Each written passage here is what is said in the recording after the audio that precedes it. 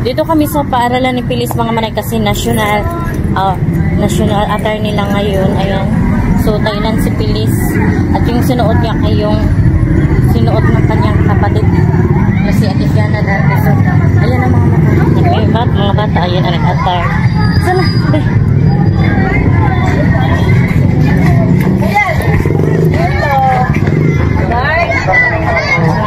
Diba? Ayan, mga attire. O, diba na, be, mga ato kasi mga rombe na, o, diba? Ang side na, mga nationality nila mga manay. So, ayan. Dito kami sa, nila, ground. Ayan, ang daming mga bata na nag-attire din. So, punta kami sa kanilang room.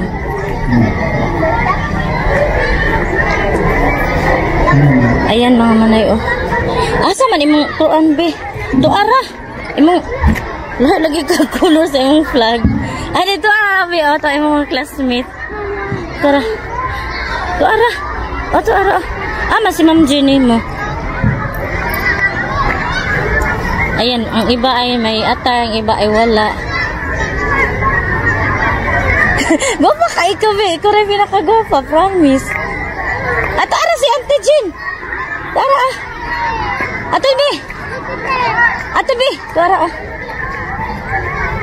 Kau. Ate, na bilis. Tara. Arms forward. Arms forward. Ayan na. Bakit classmates? Mga pretty sa mga baby, ay. Ayan. Mga grade 1. Pa-attire. Ayan, mga manay. Oh. Wow! Ay, mga classmate ni Pilis.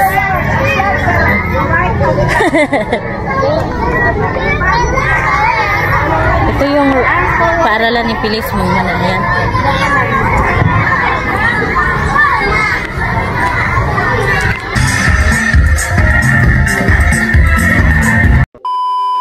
Hello mga manay! Good morning! So ayan, matagal akong gumising mga manay kasi walang pasok ngayon. Sabado ngayon mga manay at gumising ako ay 8 AM ng umaga. So sarap talaga ng tulog ko. Ayan, medyo mahaba-haba yung pagtulog ko. So thank you Lord kasi ginising mo ako ng masarap ang aking tulog. So ayan, buksan natin yung mga pinto natin para papasok yung grasya. Ayan, dito mga manay, hindi ko na lang to buksan mga manay kasi sira tong window na to. Ayan, so dito buksan natin. Ayan, magbukas tayo ng mga window para pasok grasya. So may mga ulam pa mga manay na leftover. Yun na lang ulamin namin kasi may mga tira pa naman na ulam yung birthday ng pamangkin na kay Mr. So ayan mga manay, ayan, may fried chicken pa at saka litson. So, hindi nyo makita kasi diba ako nag-live. Ayan, ito na lang yung ulamin natin. So anohin natin kung ano na ba. So hindi pa man siya daot. So i-ano lang natin yan, initon. So magluto tayo ngayon ng rice. Ayan, may bahaw mga manay. So yung bahaw mga manay, ibahog ko ito sa pato. Kasi may mga pato doon ang aking ipunta ko doon.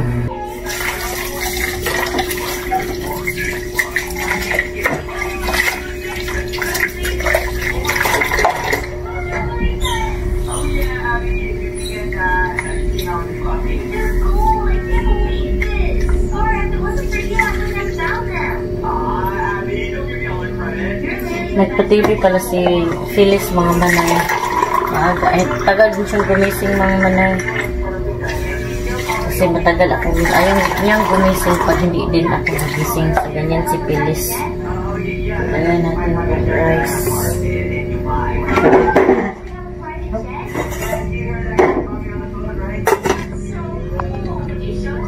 Ingay na naman yung mga pusa mga manay. May mga nanguwag na naman. So, may pala ako dito mga manay, saging ba, ayan o. Ito ay galing ito sa bukid. So, yung isa andun nasa loob kasi ano na, hinog na. So, punta tayo sa, ano mga manay, sa manok. Bahugan natin to. Nakabili na kasi ako ng kanilang pagkan. Ayan, nakaranta na naman sila, Ganyan yung mga manay. Diba? Ganyan sila mga manay. At saka itong isda din sa saldi ay bahugan ko din yung mga pagkain nila mga manay ay fresh ba?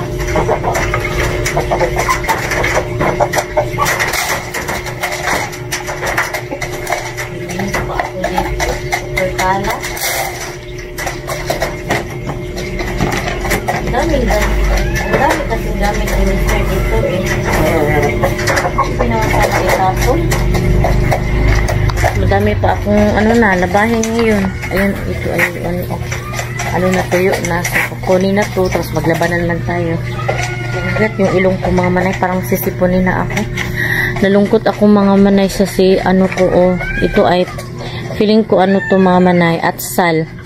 Nalungkot ako kasi madaming mga langgam ba, tapos yung sana ay bunga na sana ay mahuhulog siya kasi kinakain ng langgam.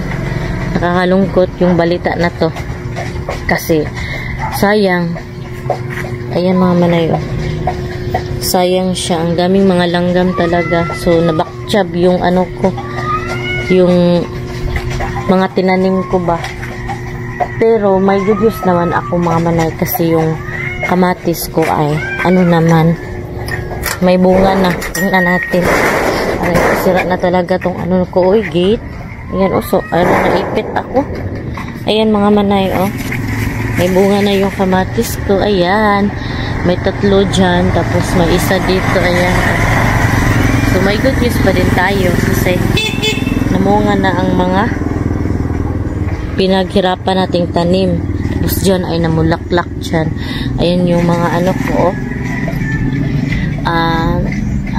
tawag niyan Chinese kangkong at saka yung alugbati. Lumago na yung alugbati ko mga manay kasi kinunhaan ko na yan dati. Tapos na siya, nagbunga na, dumami ba, diba kapag kukunan natin ay dumadami. Tapos mayroon din akong ganito kalabo. Yung sili kong dito mga manay, may mga naman langgam, ayan, pero konti pa. Tapos namulak na siya, ayan may bulak na siya mga manay. Ayan, ito din namulak na. Sana ay okay sila mga manay, hindi sila hindi sila mamatay katulad ng sa loob yung atsal ko na kahit konti lang yung area ko dito, may tanim ako. Ayan, ito ay sinira ng aso. Pumunta yung aso dito tapos sinira. At ito, ayan, lumago na yung ko mga manay.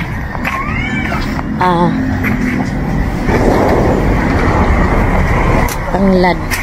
Masaya ako mga manay kasi nagbunga na yung pinahirapan kong mga tanim. Tapos ayan yung mga cactus ko. Siya nasira. Amigas na naman to ba. Pati cactus mga manay kinain ng langgam. Pwede pa naman to itanim. Ayan. Mahilig kasi ako magtanim-tanim mga manay. Parang mana ako sa aking mama na mahilig magtanim ng mga gulay.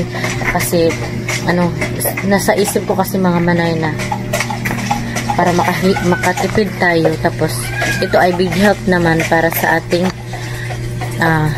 savings. Makasave tayo.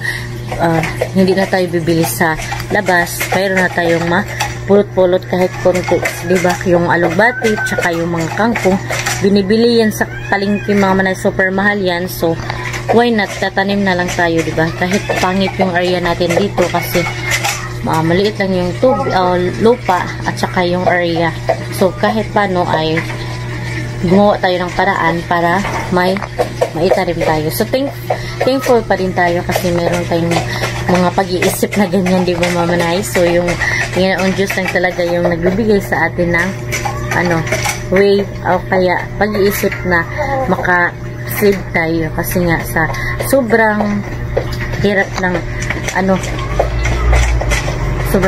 ng ngayon buhay at saka sobrang crisis mga manay. Super na-feel ko talaga yung crisis kasi super tumaas yung mga presyo ng mga bilihin at siyang mga mga bagay-bagay na katulad ng mga project na anak. Super mahal yung notebook mga manay, 32 na. Ngayon 32, dati ay tag 10, tag 20 makabili na tayo, pero ngayon wala na. So, iinitin natin yung natin mga manay, ay yung leftover para hindi na tayo bibili. Tapos wala nang laman ang ref mga manay.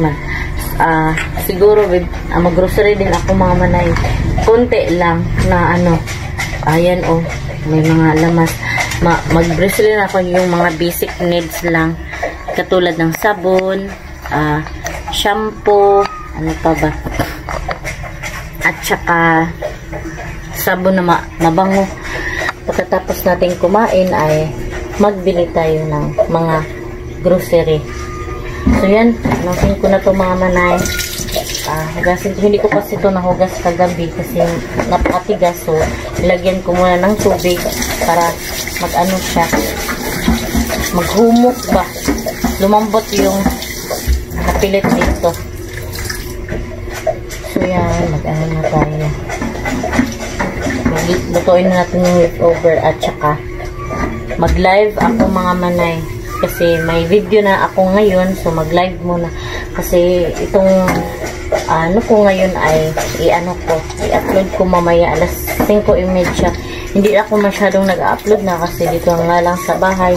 Gusto ko kasi mga manay na masaya kayo ba, masayahan kayo sa vlog ko na naglabas-labas din. Mamaya mga manay ay pupunta kami ng dagat kasi birthday na pamangkin ng mister. So double talaga yung pag-celebrate mga manay kasi yung papa niya mga manay may pera kasi nasa abroad nagtrabaho, kaya ma-afford nila yung bonggang handa. Charsa na all talaga mga manay. So kunin ko muna yung leftover para maluto na yung natin mga leftover. So di ba ay pakita ko pala yung pumunta ako sa paaralan, di ba mga manay. Pakita ko muna sa inyo yung video na pumunta kami sa paaralan ni Pili. Sayang kasi hindi ko ma-upload mga manay, diba? Siguro ay sa opening ko na lang yun sa vlog mga manay. Katara, makita niyo ba? Kasi sayang hindi ko siya ma-upload. Sayang yun kung hindi niyo makita ba kasi napakaganda ng costume ni Pilis kasi yung ginamit ni Pilis na damit ay yung sa kanyang kapatid dati. So kinip ko yun mga manay para may damit siya. So yun yung mga tira mga manay. So initin lang natin to. Ayan. So mag-live ako ngayon habang ako ay nagluluto mga manay para may upload tayo. So kasi mga manay mag-upload ako ngayon kasi sayang naman kung hindi tayo mag-upload at kahit paano may update ako sa inyo at saka may sahod din tayo kasi ngayong buwan na to ay wala akong sahod kasi hindi nga umabot ng $100 yung sahod ko. So thankful pa din tayo kasi may dumadating na mga dollar kahit konti sa mga short video ko at saka sa live. So thankful tayo kahit magkano pa yan mga manay, kahit maliit or sobrang laki. Sana all malaki yung sahod, diba? Kasi mga manay kapag malaki yung views, malaki talaga ang sahod, malaki yung revenue na papasok. Sa akin ay mga kunti lang talaga mga manay. Hindi sa isang buwan ay hindi aabot ng $100. Minsan nasa lang ako mga manay, $40, $50 yan. So kailangan talaga mag-ipon ng video para lumago yung revenue. So pero ako mga manay, hindi kasi nandito lang kasi tayo sa bahay. So kaya paminsan-minsan lang ako nag-upload tsaka hindi kayo mainit. Nakikita niyo naman sa mga ibang vlog ko na pupunta ako ng bukid para naman may makita kayong ibang view. So So, hello mga manay. Dito na ako sa bahay galing grocery. So, nag-grocery ako mga manay. Budget lang talaga yung grocery ko mga manay. 700 mahigit, kahit konti lang yung binagbili ko mga manay. Dati mga manay ay makabili ako ng mga snack, mga noodles, mga canned goods. Pero ngayon, hindi na ako nakabili niyan kasi super mahal na ng mga bilihin. As in mga manay, ano na talaga ako, budget lang talaga mga manay. Dati yung kapag nagbibili ako mga manay, umaabot ng 2,000 kasi bumibili pa ako ng mga biskuit ng mga bata, mga snack nila. Pero ngayon, budget lang, yung mga basic needs lang talaga. So, ipapakita ko sa inyo mga manay. Ngayon lang talaga as in kasi, lalo na pag mga isda, manok, karne yan, ang mamahal na lalo na itlog, at saka may mga allowance pa yung mga bata, at saka yung gasolina tumaas din. So, lahat tumaas mga manay. Kaya, diskarte at saka tipid-tipid lang ang gawin mo para mabuhay ng 2 weeks mga manay, kasi yung sahod na lang kasi ni Mr. yung pinagkagalingan ng source of income. At saka kasi nga mga manay, short na yung sahod ni Mr. kaya nasi-short mga manay, kasi mayroon din akong motor na monthly mga manay na 5,000 talaga. So, for 8 yun mga manay. So, ilagay na lang natin na 5,000. So, yan, ipakita ko sa inyo yung pinag-grocery ko mga manay, worth of 700. Pero, ito na yung nabili ko. Binadget ko talaga kasi mga basic needs lang dito sa bahay ba. So, ito, ikubag na sige. So, ayan, napakasilaw mga manay. Palungin ko yung ay, delikado nito ilaw namin mga manay kasi si Mr. hindi niya inayos ba. Ayan po, parang makurintihan tayo mga manay, kasi pag dito parang makurintihan tayo nakakatakot, hindi inayos ni Mr. So ayan mga manay, yung binili ko yung mga basic needs lang talaga. Ayan, ito oil, parang ang silaw dyan mga manay. So dito na lang tayo banda. Okay na dito mga manay. So, bumili ako ng oil. Ayan mga manay. Kasi kailangan talaga ng oil. Kasi may magprito-prito tayo. Ganun. At saka ito. Bumili na lang ako nito. Dalawa lang yung binili ko mga manay. Isang pancit canton. Ayan. At saka isang beef pares. Ayan. Ngayon lang ako bumili nito. Kasi pag ma-short kasi tag-12 lang to So, bumili ako nito ng dalawa. At saka, bumili ako ng yung dati mga manay, yung tuyo suka ko mga manay ay mga nilagay talaga sa bottle, pero ngayon ito na yung binili ko kasi mas makatipid tayo. Pero konti lang sa worth of 700, maliit lang yung nabili ba, kahit konti lang yung binili ko. So ayan, dalawang suka, tuyo, bitsin. Sarap kasi mga manay, minsan may bitsin pero hindi naman masyadong malami yung binagay namin. At ito, Milo. Sarap. Bumili din ako ng popcorn mga manay, kasi may snack-snack na mga bata na lumuluto kasi kami. At ito mga manay, maliit na crispy breading mix, yung pang crispy sa manok. At saka ito mamay, ang liit lang talaga mga manay, super, pero worth of 700 na ito ha, pero maliit lang, kunti lang siya ba. Ang liit naman nila, ang kunti lang yung nabili ko. Ayan, at sabon, sila katawan. At ito mamay, dalawa yung binili ko kasi sa kusina at saka dito sa dining area, kasi nga yung bahay namin ay nahati yung kusina at saka dito sa dining area. At sabon panglaba, ayan, at saka shampoo, ayan mga manay. So kunti lang mga manay, worth of 700, super kunti lang talaga. Ayan diba, ito lang yung nabili. Yan mga manay, hindi na ako nakabili ng mga snack, mga canned goods, ganun. So, ito na lang talaga mga basic needs na kailangan sa bahay. Kasi itong Milo, lagi din ako umiinom ng Milo. At saka, yung kape, mayroon pa kasing kape si Mr. So, hindi na ako bumili. So, toothpaste, mayroon pa. So, ito lang talaga mga basic needs. At saka, kung ulam mga manay, bibili lang ako. Magmerkado lang kami sa 1 week mga manay ay 1,000 yung budget o kaya 1,500. Minsan sumusubra pa. may mga lamas, ganun yung mga sibuyas, ahon, ahos, at saka bombay. So, kailangan talaga na i-budget yung pera mga manay. So, yan. At saka, sana naman ay mablisingan tayo next year.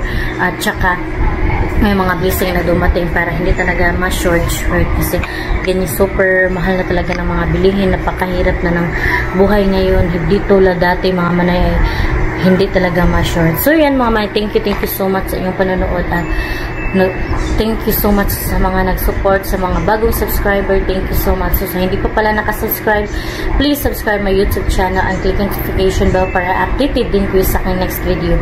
So yan mga manay, kailangan ko mag-YouTube din kahit kunti lang yung views natin, tsaga-tsaga lang para tayo sustain sa ating pangangailangan dito sa bahay kasi kailangan ko din na gawin to yung pag-YouTube para makatulong ako sa aking mister kasi kahit paano may na revenue na papasok pero hindi talaga buwan-buwan ako nakakasahod mga manay kasi minsan umabot ng 3 months, babot ng 4 months ganun bago ako nakakasahod sa isang year ay 3 beses lang. So, kahit paano may nagawa ako sa buhay, di ba mga manay?